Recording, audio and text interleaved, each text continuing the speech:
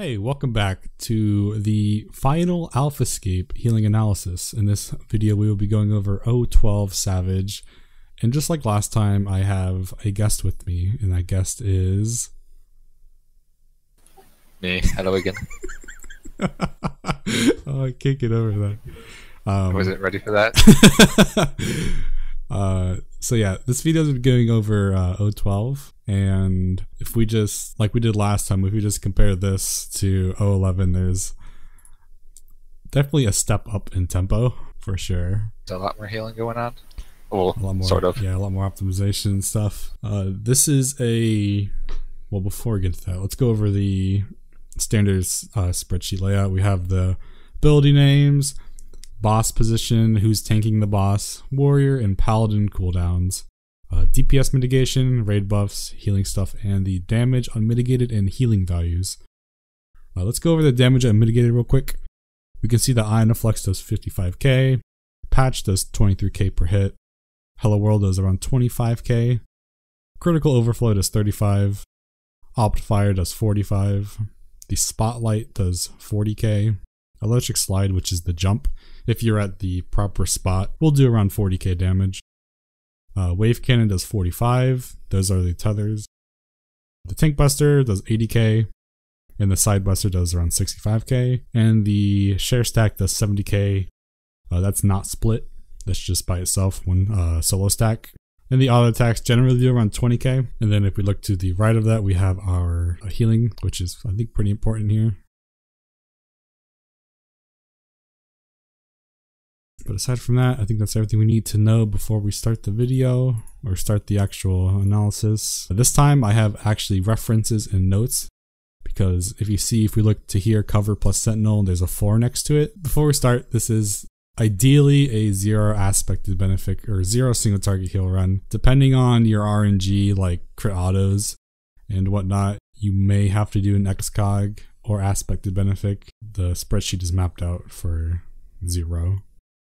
The total amount of heals done in this fight is 4 suckers, 5 aspected Helioses, 2 Adlos, and 4 Endoms, for a total of 11 total healing GCDs and 4 Endoms.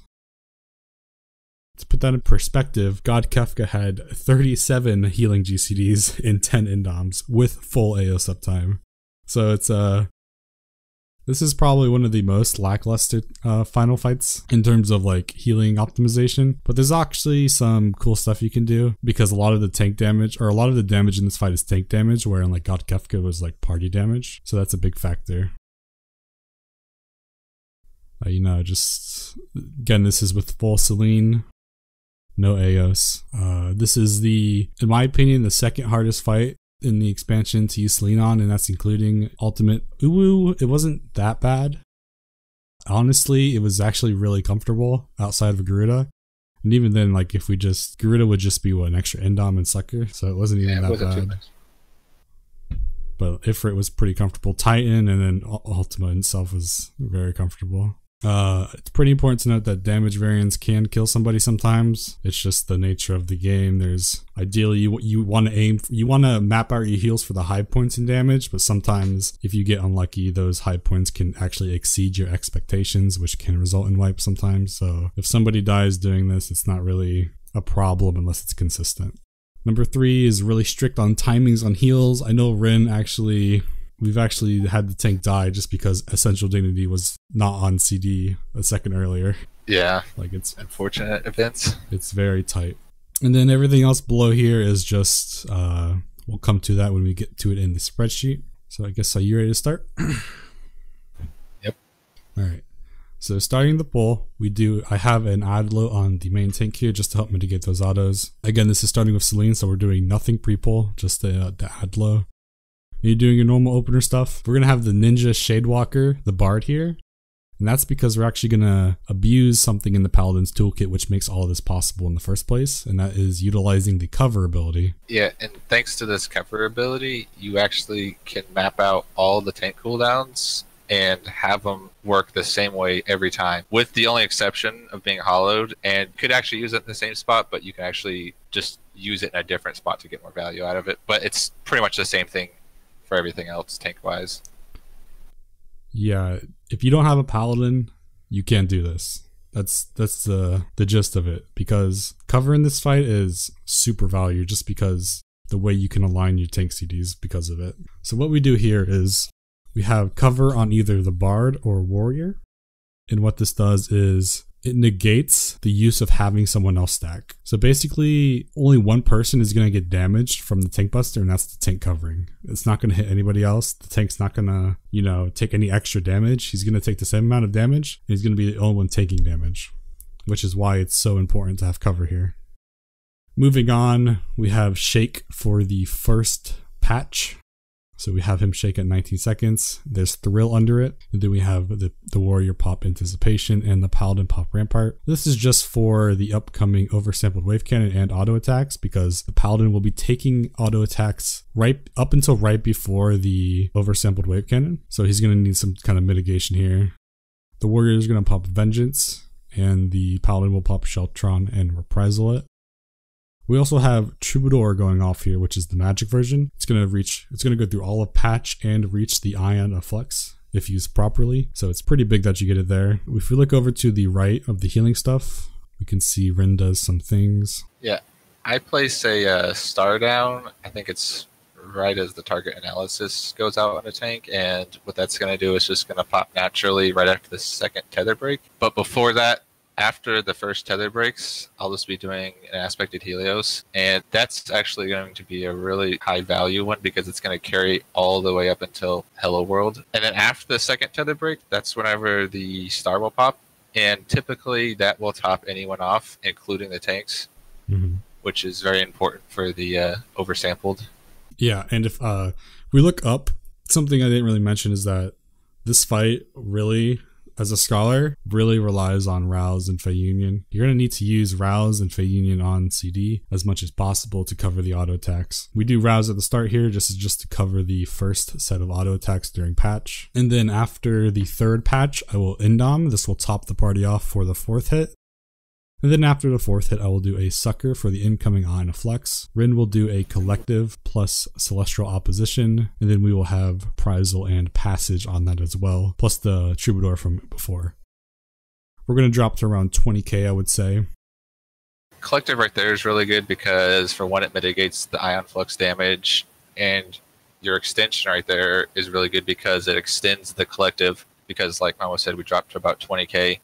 But it also extends that first aspected Helios you casted, so it's going to still carry on, and then you're extending it. So not only is it going to top us off for the Hello World damage, it's then going to top us off again after the Hello World damage, so it's pretty high value right there. Yeah, it's saving at least 2 healing GCDs, I would say. Definitely, yeah. So that may look a little blasphemous compared to what like most people use, or most people save Collective for Hello World, but the reason we don't do that is because it's actually wasted, completely wasted. There's really no need for that strong of a regen during Hello World because a lot of the scary damage is towards the end. Its value is a lot higher after the Ion of Flex. Going into Hello World, we have the Warrior still tanking here. He pops Awareness just for autos, and he has Raw Intuition up there as well. And then we have the Paladin pop Veil plus Conva, and then we put Min on the Paladin as well. So what we're going to do here is we're going to do a largest add low deploy. If it crits, then there's no more healing needed. If it doesn't crit, Rin has to do a aspected Helios, and I have to do an Indom. So as you can see, this crit is pretty important here because one, it saves 2 healing GCDs, or 1 healing GCD and 1 Aetherflow stack, which is a massive amount of potency. So if it's crit add low, it makes everything more comfortable. The Warrior, if the Warrior gets the red debuff and he has to Voke, he's going to use Rampart here. If the Paladin has aggro on the boss here, he's going to use Hollowed. Ideally, you want the Warrior to have aggro here because it'll let you use Hollowed in a much better spot later on, but using Hollowed here still, it's not bad value. We have Dragoon Feint and we have the Bard Palisade on the Warrior or Paladin, depending on who's tanking. And this is coming up on another very important part. We have the melee DPS use Bloodbath plus Second Wind. This saves having to heal them. And then we have the Bard Second Wind as well. This saves having to heal them. Luckily, Summoner's magic defense is higher than the aforementioned classes, so they actually don't need anything extra to live. You're going to want to use Rouse here for just the fairy healing, and then Rin uses Essential Dignity on the short stack. Right after the first shared stack hit. Looks like you place your star too. Yeah, I believe that is right after the last defamation spread before the critical error cast. And then it should pop naturally right before the ion flux. Yeah, it's very important that you get that star to pop before the ion flux rather than like before critical error, because we used to do critical error and then we changed it and it's just night and day difference. Yeah, the star was overhealing it right there too, and anytime you have overheal, it's just going to waste. Yeah. So for the first ion of flux, we have shake, reprisal, and then sucker, and then the star pops and tops us off for the most part. Right after the ion of flux, the ninja is going to faint, because this is where auto attacks start to really show how much they can really like hurt. We have the paladin always tanking after Hello World. He's going to use bulwark and awareness here, and then he's going to use rampart at the target analysis, and we have the warrior thrill. This is a very spooky spot. You're going to want to APOC the paladin. What that's going to do is it's going to make the incoming segment a little less spooky, because the paladin is going to drop very low from the next set of events.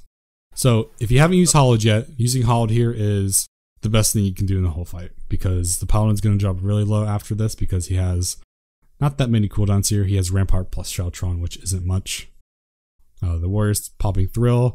The warrior is going to live with about 10,000 HP, I would say. Yeah, maybe lower. Less. You know, sometimes he lives with 600 HP, but we're not going to go into that.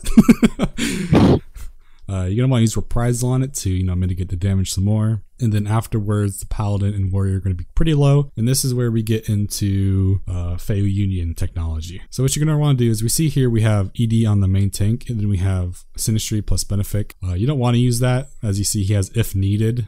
Ideally, you don't need to, but sometimes you're going to have to, so don't be afraid to use that. What you're going to want to do is, you have one free off GCD space pre or post Ion of Flex before your Fey Wind.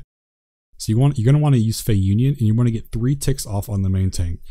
And this is very important, because you don't want to do more, because during target analysis, during Archive Peripheral, there's a 10-second gap in auto attacks where the paladin is not taking damage. So you're going to be overhealing there. And you're going to want to try to minimize your overheal with Fey Union, because there's just the main threat in this fight is the auto attacks. So what we do here is, what I do is, I use Fey Union after Ion of Flex, and then I cut it off with Fey Wind, and then I wait till after the tanks pulled it into the safe spot for the Archive Peripheral to put it on again. And here you're going to want to get 10 ticks. And this means it's going to fall off around the oversampled wave cannon, because 10 ticks is 30 seconds. And if we look, well, we're not going to go too far ahead, but your Fey Union should fall off there. If we go back to the Savage Wave Cannon, the Sheltron, Hollowed Ideal. After that, we have the Paladin pop Anticipation, and then the oversampled wave cannon comes up.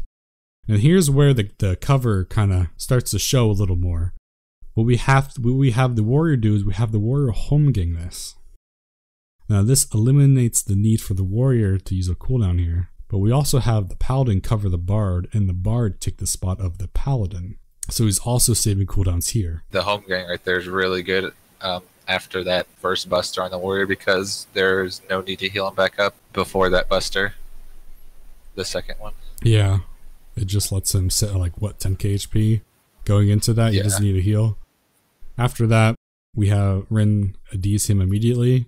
Again, you can see it says as soon as possible, because you want to get it off. You need to get it off. Yeah, even if you get it off right as the damage goes out, the next time that you want to use it, it's probably still going to be 1 second on cooldown, but that's okay. And you're going to need to use it instantly the next 2 times, so that's why it's important to use it immediately. And then right after that, combined with the Essential Dignity, we have Star Pop. That's really nice. And it heals them both up, so the warrior pretty much drops he drops down to 1 and then goes almost all the way back up to full after that. Now this is where things gonna get spooky for a second. The paladin will be at around 40k HP here, but the problem is we have 0 fairy gauge, so we have no Fey Union, and we have no ED. So what do we do here? The only thing you can do is use Rouse and pray. And if he gets crit auto'd, he's either going to die or you're going to need to X-Cock him. Otherwise, he's going to die and it's going to be a wipe or whatever. Obviously, that's the chance of that happening in that specific spot is very rare. Yeah, it's almost never happened there. Yeah. Right before the index and archive peripheral, which is the tether lasers, we have veil pop, and then we have CU. Yeah, I use it for a couple of things. One is the main tank. It puts a very long region on them because I didn't write it down, but I use celestial opposition with this collective, and that's going to put a 25-second region on the whole party. And that's important because after the tether lasers, or the wave cannon, everyone's going to drop down very low, and the collective's going to take them back up. Not all the way, but most of the way. And I also time dilate the region on the main tank, and that will carry through not until patch, but almost all the way. And he's going to be taking a ton of auto attacks right there. So a lot. Yeah, I mean, and that can get pretty scary too. But that region helps a ton with those. So what we do here is right before the tethers go out, we have the warrior provoke when he's full HP. This is just because the paladin's going to be, like I said, he's really low here. And he needs his cooldowns for the upcoming tank buster. Paladin's going to be at around, I want to say 60k. And then he's going to drop after the tethers to around like 40k. And you may be thinking like, you're going to let your paladin go into the tank buster with 40k HP. I mean, the reason is because he only takes 30k from this tank buster because of the sheer amount of damage he has here, or mitigation he has here. So he's going to have Sentinel, he's going to have Passage. Now, that Passage may seem silly because it's not covering any AoE damage, but the thing is, we need Passage for the Ion of Flux, and this is actually the only spot we can use it. And it's actually not too bad because, one, this automatically blocks the incoming tank buster, so it's minus 15% or 20%, but it's also mitigating the damage on the main tank here, which is the warrior, by 15%. So it's really comfy. Right after the tether lasers, you're also going to want to do a Fey Union for 5 ticks. 5 ticks is about the time it takes for it to run out, so you just let it naturally run out here.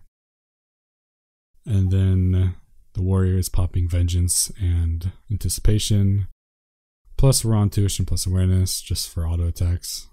Yeah, and this is the part where right after that tank buster, the warrior doesn't have too much here, so he is going to drop relatively low, maybe 25k to 35k. And that's where your essential is going to come into play immediately after. Because, I mean, with auto attacks being 15 to 20k, he could die in an auto attack or two, so you got to have it up for that.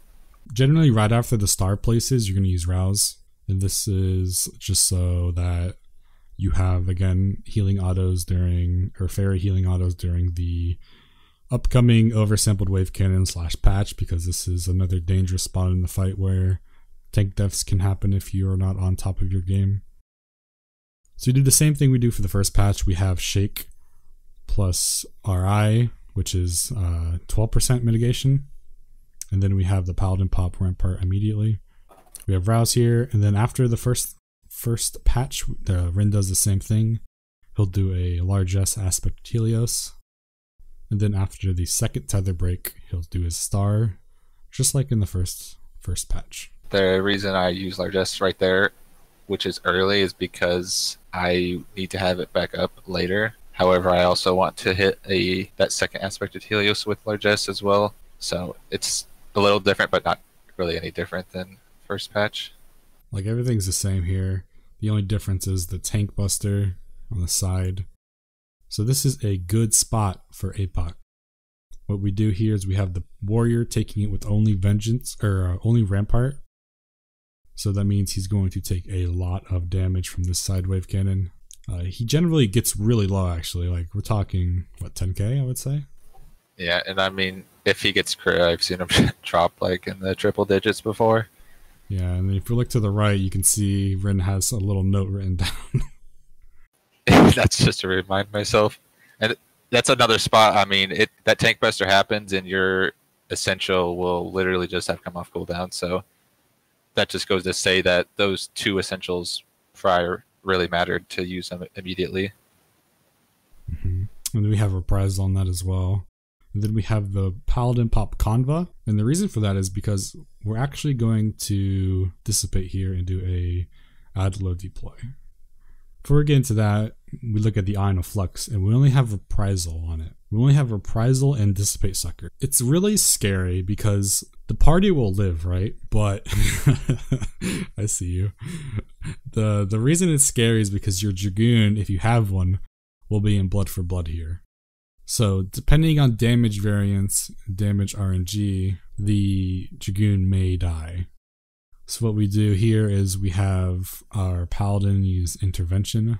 You can also switch the APOC timings around, but the main tank really needs that APOC there or you're gonna die, so you can either Intervention the main tank there or you can APOC the main tank. Intervention is not really needed, it's just for extra safety. You know, sometimes they will live, but you want to aim for that consistency. You never want to bank on RNG unless you're like super into it. Super into speedrunning. Yeah, the blood for blood's also why I refreshed the Aspected Helios region early. Well, for one, because my largesse is about to fall off in like a couple seconds, but also to make sure everyone's absolutely topped off for that, because it is gonna hit very hard. Mm-hmm. You know, after the third patch breaks, and just like before, and then we have Dissipate Sucker on the Ion of Flux. We only have Reprisal on it, so it's very spooky. Right as Ion of Flux hits, Rin will do another largest aspect to Helios and right over his previous one. Here we have Min going on to the Paladin. And this is weird because I'm not actually going to use largesse here. I'm just going to use Dissipate plus Conva plus Min. The reason I'm not using largesse here is because I need it for the Hello World 2 Sucker, because we're not going to have add load deploy for there. And then the reason I'm using add load deploy here instead of during Hello World 2 is because it just saves more value here than it did in Hello World 2, because Hello World 2, you don't save anything doing a normal ADLO, right? You're just banking on that crit. However, this ADLO, you're always going to save a sucker after the jump, but if it crits, you save an Indom as well. So what we do here is we have Collective going out, plus the ADLO deploy. The collective plus Aspected Helios will top us for the jump. And then if you time the collective right, you should have 2 ticks of regen left over, and the party will be at around 30k HP after that. The Indom will top you off after that. However, if it crits, you don't even need to do an Indom, and you'll actually have shields left over depending on how high you hit for. Generally, a crit ADLO with 40%, well, not 60%. Yeah. So that's around 27k, which is 54k shield. So that'll carry you over into the spotlight damage, which is really comfy. Because one, the tank can get low after the Delta attack, so it saves them there. And I just use another time dilation on the main tank region because of that. I mean, because I prefer not to rely on the crit, but if you do, then it's just, extremely comfy. Mm-hmm. Because the dissipation right there, he's taking some autos without the fairy, so that's why he's unnaturally low right there, or unusually low. And here's where we start getting into super potion tech. And now you may be like, what the fuck? You want to use a super potion? And the main reason for this is because I was looking at it one day and I was like, there's 2 minutes of downtime, or actually 3 minutes of downtime from your pot coming off CD into your next pot. And because damage in this fight is really insane on the tanks, having the tanks use super potions, assuming they don't clip. Generally, if you have even 100 ping, you're not going to clip using a potion just because your GCD is so long. But here we have it mapped out, so tanks are using super potions in between their first CD coming off, or first pot coming off CD, and the last pot, which is the burst pot. It's actually a lot of HP in the long run. It's 6,000 HP per pot, so 12,000 overall, which is a pretty big difference because there's heal checks in this fight, whether it be for tank busters or for autos. I mean, sometimes our warrior before the tank buster after Hello World 2, he'll be like missing what, like 1,000, 2,000 HP. So that super potion saves a healing resource right there. Yeah, anytime something's free like that, it can make it very comfy. So the boss jumps, and then we're at Delta attack. We have the warrior pop anticipation, and then as soon as the boss comes back, we're using Fey Union on the main tank. You want to get at least 4 ticks off. You're going to have a low fairy gauge here, but 4 ticks is still not going to deplete your gauge. So you're going to want to turn your gauge off here as soon as you see 4 ticks go out. For me, during the Delta attack, or actually right as we get to the safe spot for the Archival, I just place my star down, and after the Delta attack, that's when my star will pop and top us back off again. And then going into this, it's going to be a little different this time, but the reason we're actually allowed to use add low deploy at Archival is because we have Troubadour for this Hello World. So what we're going to do is we're going to do Veil, and then Troubadour. Rin's going to do a largesse plus aspected Helios plus celestial opposition, and I'm going to do a largesse sucker. The sucker is not going to be as strong as a Adlo, however, it'll put us at a threshold where we'll survive just barely because of the Troubadour. So this Troubadour, yeah, it's a really big. Yeah, without that, you couldn't do this. You would die. And it just shows like Bard's just so OP. Like you wouldn't be able to do this with the Machinist either. Just like the previous one, we have the melee DPS use Bloodbath plus Second Wind, and the Bard use Second Wind after they take their respective damage. Here is where we actually had the Paladin use a Super Potion if he has aggro on the boss here. The Warrior is going to pop Rampart plus Vengeance. Paladin will pop Sheltron. We have a little picture here. that's Rin trying to figure out if we're gonna learn that. So again, everything's the same here. The only thing that's different is you're not going to get a crit Adlo, so you're not going to be able to waver that aspect of Helios before and Indom after, but that's okay. You're just gonna pretend like you didn't get a crit, right? That's the only thing that changes. You didn't get a crit Adlo. The second defamation targets, generally only the melee and Bard. The summoner is usually not an issue. If they are below 15k, they can use a Super Potion, but again, like it's the times this happened is pretty low. We reprisal the critical error. The reason for that is, again, because the Troubadour is going to last to the critical error, but because of our first sucker shield, only being just largest sucker, it's a little weaker than an Adlo. So going into this critical error, physical DPS are going to be pretty low. So that using reprisal on critical error and then having the Troubadour, it should do about 13k damage. After the critical error, I do Indom, just like before. This puts the people going out for defamation at a safe HP. For myself, it's the same exact thing as Hello World 1. ED the short stack and place the star at the same exact time. So Astro's job is not very difficult for this one. This is where we do some cool stuff. We have Shake here, and then we have Reprisal and Passage, and then we have Addle. What this Addle does is it actually saves me having to sucker. So all we're going to do is we're going to take... Well, we have Collective as well. Forgot about that. Oh, okay, so mine is different. At the very end of right before Ion Flux, there's a Collective because it's back up since you used it earlier instead of using it for Hello World. Mm-hmm. Now, this Collective is insane value. Because if you remember before, after the Hello World the first time, the tanks, they're getting demolished here. Like they're getting absolutely demolished. But because of this Collective, not only are you going to mitigate the Ion of Flex, but you're also going to mitigate at least one auto. Plus, the regen. That's the big part of it. Yeah, there's no question that you're going to have to heal the Warrior, because I know we have a note in the first one saying that maybe use a Benefic to your aspect of Benefic, but there's no question that you will not have to because of that Collective. Yeah, that Collective is too good. Another thing is, for that first one, I know that we're going back a little bit, but if your Warrior needs a heal here, you can actually switch that APOC to the Warrior, so you don't actually have to heal them, and they'll live just fine. That's a good point. So after this, both tanks are going to use their Super Potion as soon as possible. At 610 is the last spot they can use it before they screw over their opening pot.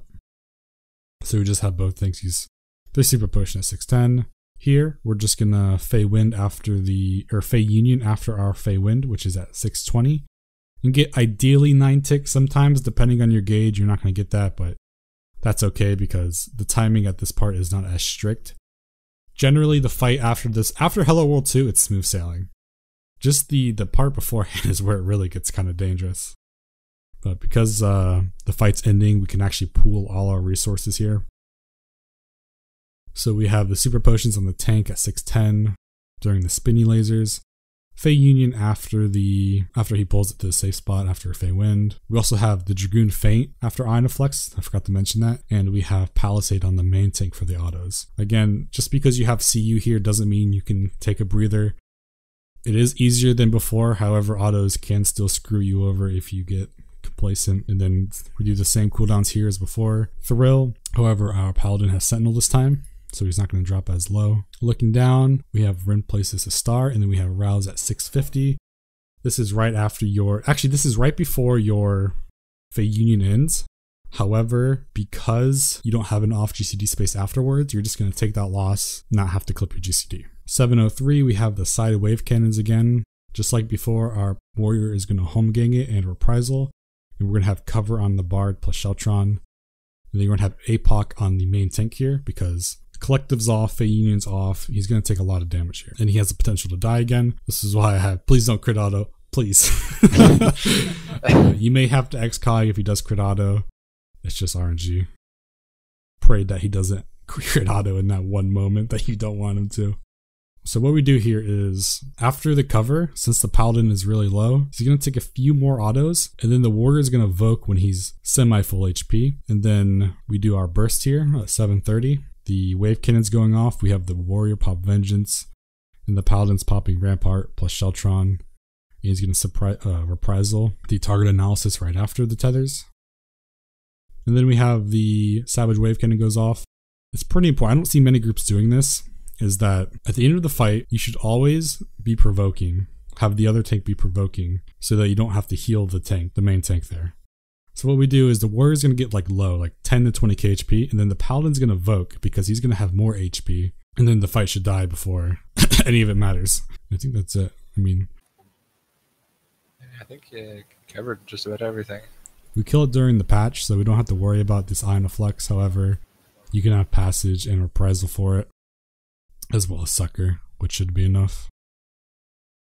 Going back, let's see. Let's look through the notes real quick because I actually didn't reference them like I wanted to.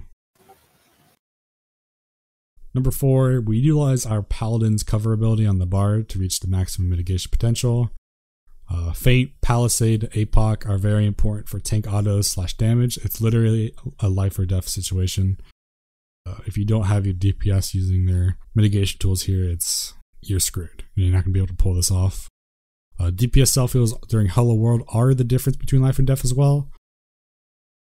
Can't tell you how many times one of our DPS, well, it doesn't happen too often, but sometimes our DPS will forget to do, second wind or something, and they'll die to defamation. Having the Paladin hollow the second Savage Wave Cannon is ideal, but if he is tanking during Hello World 1, he should use it there.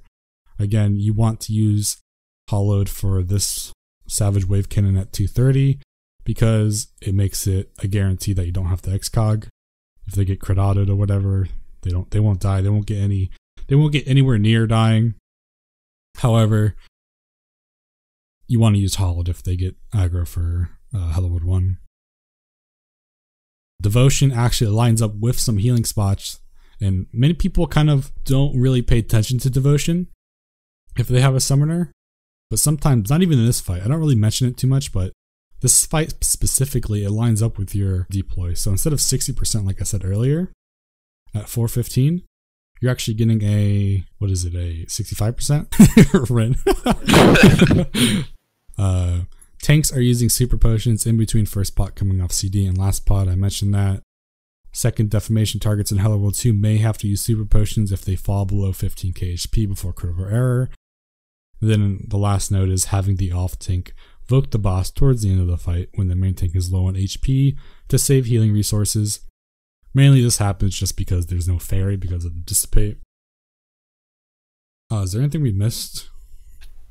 There was one thing I guess I could touch up on. I don't think you mentioned it. About how this fight is, in a sense, a target dummy, and there's just absolutely no downtime. So, missing a little piece of mitigation, like on an AoE or like a shield, will carry over a minute later because you didn't have any time to heal it. And so, like for instance, at 3 minutes there's a veil, and if you were to miss that veil, you won't die because nothing kills you right there. But what you will end up dying to is that 417 ion flux, because that damage is going to carry all the way through until that point, because there's just no extra. I mean, you could throw out an extra heal, but ideally you don't want to do that.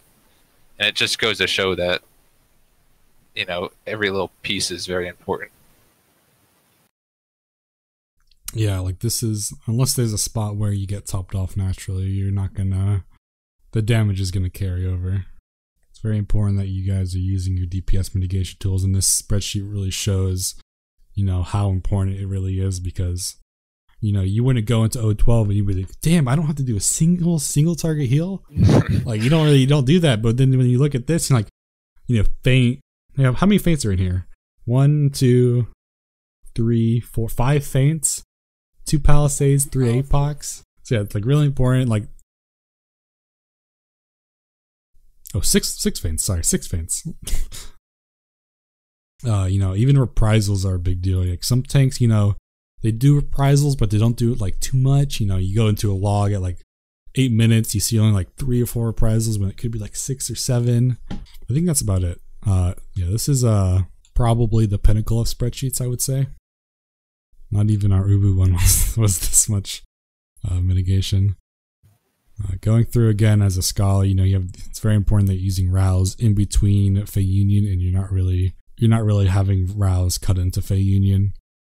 And then you're going with tick tech, which is Fey Union ticking for a certain amount of time before you cancel it.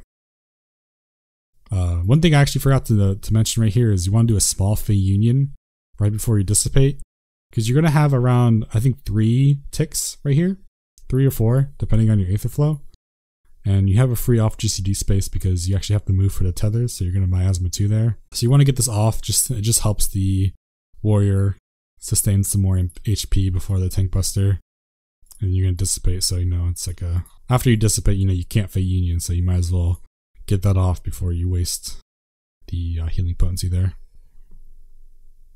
But yeah, this is the last video for, well, actually I have one more thing to say. It's fine to copy our spreadsheets. However, if you don't understand why we do it and you just copy it and expect it to work, you're not going to become a better player. And 2, if something doesn't work for your team and you don't know how to adjust it, then this spreadsheet is pretty much worthless. So watching this video and looking at the spreadsheet and understanding why we do certain things and being able to adjust that to your own group is what will make you a better player in the long run. But yeah, I think that's it. This is the last video for Alphascape. Our next video will be probably UCOB in a few months, I would say. UCOB is actually going to be a lot of fun, I would think, healing-wise. We have a few big brain stuff planned.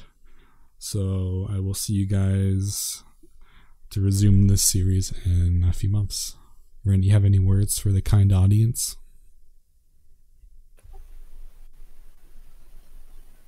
Hello?